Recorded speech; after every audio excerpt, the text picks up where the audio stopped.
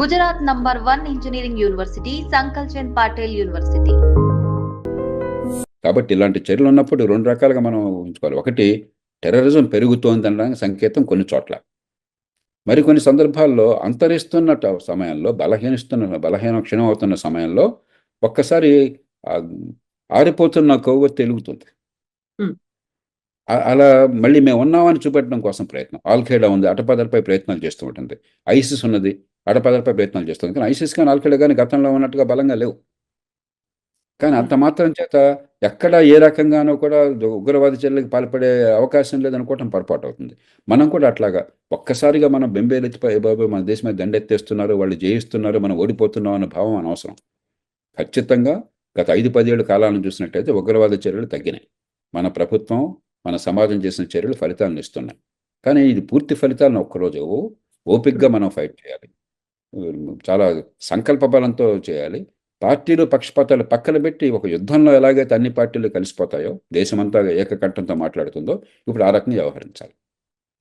So ఇప్పుడు పాకిస్తాన్ని అంతర్జాతీయంగా తను చేసినటువంటి దుశ్చర్యలను ఎంటగట్టాలి, ఏకాకం చేయాలి, ఒంటరి చేయాలి అనే ప్రయత్నాల్ని మన దేశ సర్కార్ మొదలు పెట్టేసింది.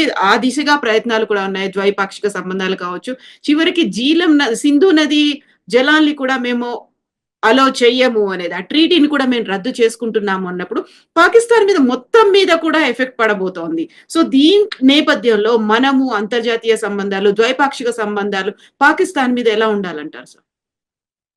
ముందు సింధు నది వివాదం గురించి మీరు చెప్పారు.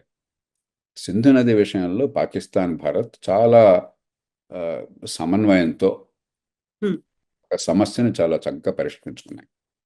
మనం సింధు నది మీరు చూసినట్టయితే సింధుకి 5 ఉపనదులు ఉన్నాయి: ఝేలం, చెనాబ్, రావి, బియాస్, సట్లెజ్.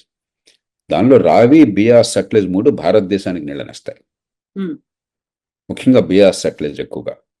ఝేలం, చెనాబ్, రావి చాలా మేరకు పాకిస్తాన్కి మాత్రమే వర్తిస్తుంది, మనకు పెద్దగా వర్తించదు. కానీ సింధు నది గొడవ ఏంటంటే పైన హిమాలయ ప్రాంతాల్లో ఉన్నటువంటి చోట్ల అక్కడ హైడ్రో పవర్, జల విద్యుత్కి అవకాశం ఉండదు, ఎందుకంటే ఎత్తు పల్లాల్లో ప్రవహిస్తుంది కాబట్టి. అందుకని మనం హైడ్రో పవర్ డ్యామ్ నిర్మాణం చేసుకున్నాం. అలాంటి డ్యాములు ఎత్తు ఉంటుంది కానీ పెద్దగా నీరు ఎక్కువగా నిల్వ చేయవు. ఎక్కడ హైడ్రో పవర్ డ్యామ్స్ ఉన్నత స్థాయిలో మనం కొండల్లో, పర్వతాల్లో చేసినా కూడా నీళ్ళని ఎక్కువ నిల్వ చేయదు. కాబట్టి ఎప్పుడు నీళ్లు వదలాలి, ఎంత మేర నిల్వ చేయాలి, ఈ విషయంలో ఒక ఒప్పందాన్ని చేసుకుంటూ ఆ సింధు నది ఒప్పందంలో ప్రపంచ బ్యాంక్ కట్టబెట్టాం మధ్యవర్తిత్వాన్ని. ఆ మధ్యవర్తిత్వంతో చక్కటి ఒప్పందం వచ్చింది. చాలా కాలం అమలైతే పాకిస్తాన్ మళ్ళీ ఈ మధ్య గొడవ చేసి మాకేదో అన్యాయం జరుగుతుందని అబద్ధాలు ఆడారు. దానిలో వాస్తవం లేదు, అపోహ తప్పేం లేదు. మళ్ళీ ప్రపంచ బ్యాంకే పంపిస్తే ప్రపంచ బ్యాంక్ మనం ఏదైతే చెప్పామో దాన్ని అంగీకరించింది. మళ్ళీ ఆ ఒప్పందం నడుస్తోంది. ప్రస్తుతానికి అది ఆపేసామన్నాం. దానివల్ల నిజమైన పర్యవసానాలు పాకిస్తాన్కి తీవ్రంగా ఏమి ఉండవు. ఎందుకంటే మనమే నీళ్ళని పెద్దగా పట్టుకోవట్లే అక్కడ. మనం నీటిపారుదలకు వాటర్లా, మనం వ్యవసాయానికి కానీ, సాగునీటికి కానీ, ఇతర అవసరాలకు కానీ వాటర్లా. కేవలం కొద్దిపాటి నీటిని పైన జల విద్యుత్ ప్రాజెక్ట్ కోసం తాత్కాలికంగా పట్టడం జరుగుతుంది. అది ఒకసారి నిండిపోయిన తర్వాత నీళ్ళు అలాగా ఫ్లో అవుతుంటాయి. కాబట్టి ఇది ఒక సింబాలిక్ జెస్చర్.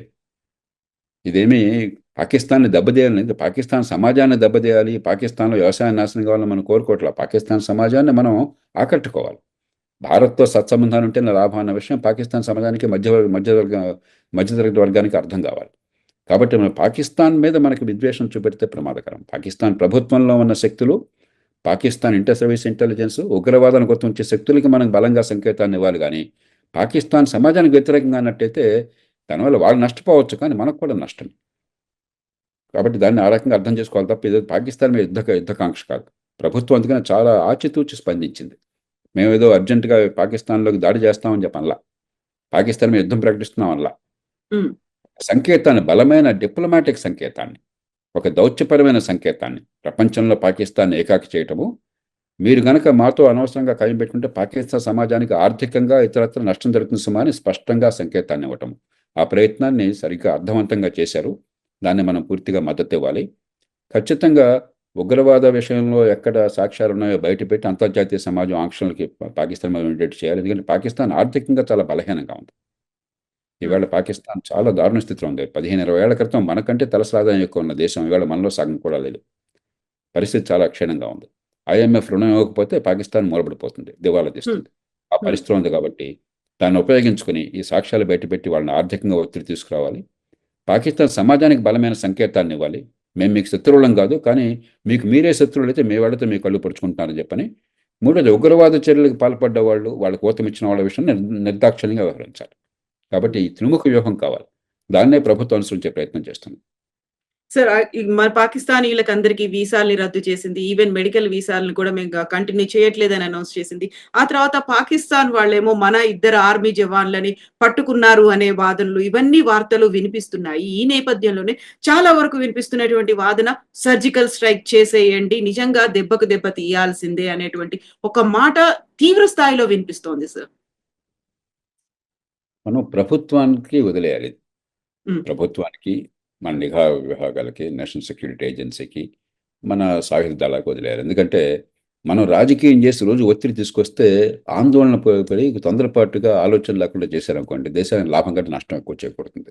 ఖచ్చితంగా భారతదేశం ధీటుగా స్పందించాలి. ఉగ్రవాదుల మీద తీవ్రమైన ప్రతీకార చర్యలు తీసుకోవాలి. వాళ్ళని అంతమొందించాలి. దీనిలో ఎక్కడ రాజకీయ అవకాశం లేదు. ఇక ఎలా చేయాలన్నది మనం హడావిడిగా ఆగ్రహంతో చేయడం కంటే చాలా నింపాదిగా ఆలోచించి చేయడం చాలా అవసరం. అమెరికా లాంటి అంత సంపన్నమైన దేశం, అంత బలం ఉన్న దేశం, సైనిక బలం ఉంది, ప్రపంచంలో దౌత్య బలం ఉన్నది, ప్రపంచానికి అగ్రరాజ్యాల్లో అగ్రరాజ్యంగా భాషలుతున్న దేశం. 2001లో ఏమైంది? ఆ ట్విన్ టవర్స్ కొల్లాప్స్ తర్వాత, ఆ 9/11 తర్వాత ఆగ్రహంతో స్పందించారు. ఆఫ్ఘనిస్తాన్ మీద దాడి అనివార్యం. ఎందుకంటే అక్కడ టెర్రరిస్టులకు ఊతమిచ్చి వాళ్ళని మాకు అప్పగించండి అని చెప్పి అప్పగించకుండా దాడికి పాల్పడతామని ఎప్పుడైతే అక్కడ తాలిబాన్ అన్నదో అక్కడ దాడి అనివార్యం. కానీ చేసిన రీతి వల్ల నష్టపోయింది అమెరికా. అలాగే ఇరాక్ మీద దాడి అనవసరం. కోపంతో, ఆగ్రహంతో వేగంగా స్పందించారు. చివరికి ఎంత నష్టపోయింది అమెరికా? ప్రపంచం అంత నష్టపోయింది. మనం ఎంత నష్టపోయాం? అమెరికా దృష్టి ఉగ్రవాదం నుంచి పక్కకెళ్ళి ఈ గొడవల్లో చిక్కుకోగానే ప్రపంచంలో ఉగ్రవాదం మీద యుద్ధం బలహీనపడింది. నష్టపోయిన దేశాల్లో భారతదేశం ప్రధానంగా ఒక దేశం. ఆ రోజుల్లో అమెరికా నుంచి అమెరికన్ స్టేట్ డిపార్ట్మెంట్లో, అంటే ఒక మంత్రి స్థాయిలో ఉన్న ఒక అధికారిని, ఉన్నత స్థాయి అధికారిని నన్ను కలిశారు హైదరాబాద్లో.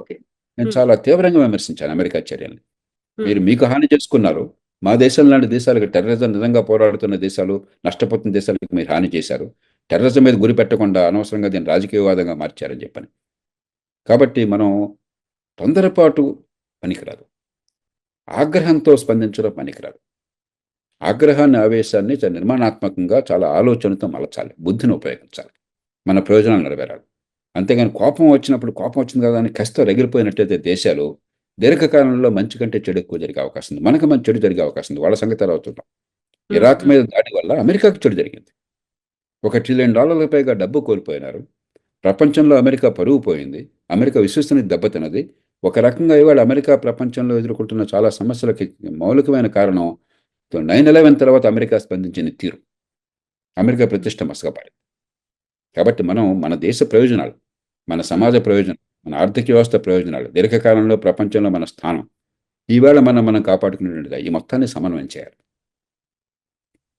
సో భూతల స్వర్గం కాశ్మీర్ సార్, ఇలాంటి రక్తపు టేర్లు ఉండొద్దు, అమాయకుల ప్రాణాలు బలి కావద్దు, మళ్ళీ ఎప్పటికీ పచ్చగా సస్యశ్యామలంగా ఉండాలి అంటే ఎంతకాలం పడుతుంది సార్? ఏమేం జరగాలంటారు అప్పుడు?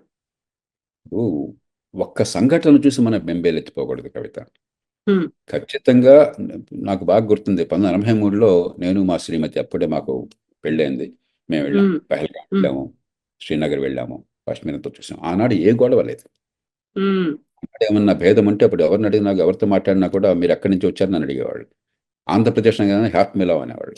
ఏమిటి అని చెప్పంటే, ఎన్టీఆర్ సెంటర్ సెల్ లెటర్ హై ఆప్, హమ్ సెంటర్ సెల్ లెటర్ హై. అంటే ఇది కేంద్రం అన్న మాట నాకు ఇష్టం లేదు. యూనియన్, రాష్ట్రం, లేదా కేంద్ర రాష్ట్రాల మధ్య వివాదంగా మాత్రమే చూస్తారు తప్ప ప్రజలు ఉగ్రవాదంగా పరిగణించాలి. ఆ తర్వాత చేసిన రాజకీయ నిర్ణయాలు, కొన్ని పొరపాటు నిర్ణయాలు చేశాం. ఇప్పుడు దానిలోకి వెళ్ళడం అనవసరం. నేను ఎవరిని తిట్టడం కోసం ఈ మాట చెప్పడంలో, చక్కగా ఉన్న పరిస్థితిని చెడగొట్టింది మన రాజకీయ వ్యవస్థ. తాత్కాలిక రాజకీయ ప్రయోజనాలు కానీ, లేకపోతే అవతల వాళ్ళని ఇబ్బంది పెట్టడం కోసం కొన్ని చర్యలు కానీ, కొన్ని కవ్వింపు చర్యలు కానీ, వీటి వల్ల ఒక మామూలు సమస్యని ఒక ఉగ్రవాద సమస్యగా మనం మార్చుకున్నాం. దానికి మూల్యం చెల్లించాం. చాలా మేరకు పరిస్థితి ఎదురుపడుతుంది. 370 రద్దు చేశారు, చాలా మంచిది. కాశ్మీర్కి ఒక బలమైన సంకేతాన్ని ఇచ్చాం. ఇక్కడి నుంచి అక్కడికి వలసలు సాధ్యమైనాయి. దేశంలో ఎవరెక్కడైనా నివసించవచ్చు. కాశ్మీర్లో కూడా అవకాశం వచ్చింది. అంతకుమించి అక్కడ ఆస్తులు కొనుక్కోవడం కానీ, పెట్టుబడులు పెట్టడం, అక్కడ ఉపాధి కల్పన, ఆర్థిక అభివృద్ధి, ఇవన్నీ సాధ్యమవుతున్నాయి. కాబట్టి పరిస్థితి మెరుగుపడుతుంది. కొన్నాళ్ల క్రితం 5-6 ఏళ్ల క్రితం 10 ఏళ్ల క్రితం అక్కడ కాశ్మీర్కి వెళ్ళాలంటే మనుషులు తడిచిపోయేవాళ్ళు. టూరిస్టులు కూడా వెళ్ళేవాళ్ళు కాదు. అలాగే అక్కడ 26 జనవరిని కానీ 17 ఆగస్టుని కానీ అక్కడ భారతీయ జెండా ఎగరేయాలని చెప్పంటే శ్రీనగర్లో కూడా చాలా అసాధ్యమయ్యేది. ఇవాళ అవన్నీ మారిపోయినాయి. కానీ అడపాదడపై సంఘటనలు జరుగుతాయి. కాబట్టి ఆరిపోయే కొవ్వొత్తి కొన్ని సందర్భాల్లో వెలుగుతూ కనిపిస్తుంది. దానికి బెంబేలెత్తకూడదు. కఠిన చర్యలు తీసుకుంటూనే కాశ్మీర్ పరిస్థితి కుదిరపడుతోంది. కాబట్టి ఆ మౌలికమైన దీర్ఘకాల విధానం ఉంది. వలసల్ని ప్రోత్సహించడము, అక్కడ పెట్టుబడులను ప్రోత్సహించడము, ఉపాధి కల్పనని పెంచడము, టూరిజాన్ని ప్రోత్సహించడము కాశ్మీర్ ప్రజలకు మంచిది. కాశ్మీర్ ఆర్థిక వ్యవస్థకు మంచిది. కాశ్మీర్ యువతకు మంచిది. ఈ దీర్ఘకాలం దాన్ని కొనసాగించాలి. ఈ గంగారులో పడి దాన్ని ఆపేసామనుకోండి, మనం మే విన్ ద బ్యాటిల్, కానీ వాళ్ళ యుద్ధాన్ని నష్టపోతుంటాం. కాశ్మీర్ భారతదేశంలో పూర్తిగా విలీనం చేయాలంటే ఆర్థికంగా అన్ని రకాలుగా కాశ్మీర్ ప్రజలు ఈ దేశంలో ఉంటే ఉన్న లాభాన్ని గుర్తించడం మొదలెట్టారు. కాబట్టే ఇలాంటి చర్యలు అడపాదడప జరుగుతాయి. మళ్ళీ ప్రజల మనసుని విరిచేయడానికి, ప్రజల దృష్టిని మళ్లించడానికి